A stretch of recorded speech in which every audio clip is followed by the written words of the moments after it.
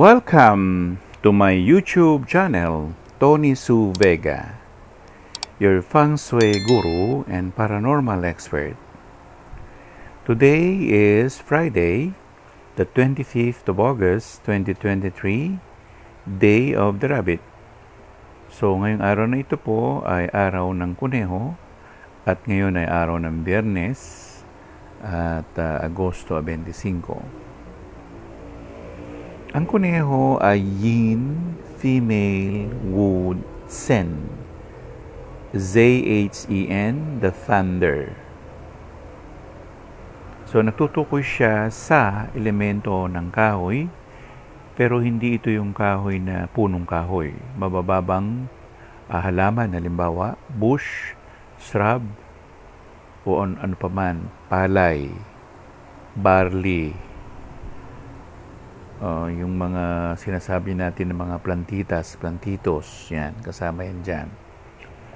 So, anong pinakamagandang kulay sa araw ng rabbit? Brown. Dark brown. Meron din lime green. Yan ang kulay ng rabbit. At kung tutukuyin natin naman din, ang araw kasi ng Biyernes ay araw ni Venus, at ang Venus ay kulay green. Kung hindi, sa Hindu astrology, siya ay blue. What's the best thing to do or activities during the Day of the Rabbit? Marami naman sa panahon ng rabbit. Isa yung nagtatanim, nagbubungkal ng lupa para kunin yung mga kamote, nagtatalbos, kumukuha ng bulaklak, iayos yung bulaklak, gagawing flower arrangement, o kakain ng mani, ng macadamia, ng yan, marami, mga nuts na sinasabi, no? Mga kasoy, at pwede rin nagbibisay ng palay. Yan, isa yan sa activities na pwede doon. O nagpupruning, nag-aayos ng mga halaman para maganda siyang tingnan.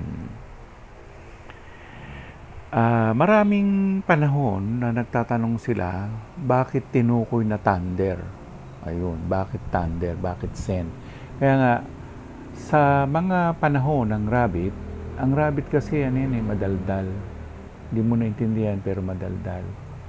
At kung ang mingkwa mo, tinranslate yang ganun, pero yun ay hininga at may 5 kilid o sides. Ang tinutukoy doon ay thunder nga, sen, at yun yung pagdadaldal, pagsasalita, pakikipagchismisan. So, minsan, pag pumalo yung mingkwa tree sa isang losyo, sasabihin nila may argumentative star. Kasi nga, yung tres na yun, reklamador yun. O mareklamo sila. So, titingnan natin sa pang-araw-araw nating buhay na kung tayo ba ay naaayon sa ating kapwa-tao at hindi naboboring sila sa atin at yung mga taong minamahal natin, minamahal din ba nila tayo? Ganun. O yung chismis ba o yung mga salita na lumalabas sa bibig mo ba ay katotohanan ba yan o kasinungalingan? O meron bang agenda yung salita mo? So, yan yung mga kalakaran o paliwanag tungkol sa kuneho. At ang kuneho, ang rabbit, ay nabibilang siya sa eldest son. So, kung ikaw ay panganay na lalaki sa inyong magkakapatid, ikaw din ay may uri o forma o anyo ng rabbit. Kung hindi naman din, yan din si husband. So, kung ikaw ay husband, ikaw din ay may rabbit form. Punahin ninyo, mas madaldal yung husband kaysa sa wife. Sorry. Ganon na nagaganap. Isang makatotohanan ng buhay ang feng shui, no? Kasi sinasabi lang nila, pasay, laos, panahon pa ng inchik yan. Anong kabuluhan yan sa panahon natin? Napakalaki. Kasi dito natin matatanto o malalaman natin na ang panahon pala ay naipaliwanag na long time ago in ancient China, at ito ay binubuhay lang natin at ginagawa nating moderno.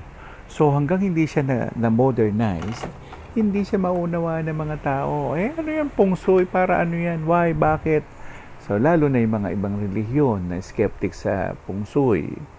Kahit na nga ang paring Katoliko ay hindi masyadong sob sa feng shui kasi nga meron pang paring Katoliko noon na nagsulat na document yun, ang feng shui daw ay sa demonyo. Well, opinion nila yon. We respect their opinion, but we also beg to disagree. Kasi marami na natulungan ng feng shui.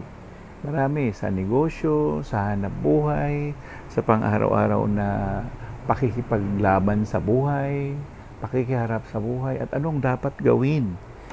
Wala naman magbibigay ng solusyon, kundi tayo-tayo rin. Sino magbibigay? Minsan nga nagkakamali pa yung tao, di ba?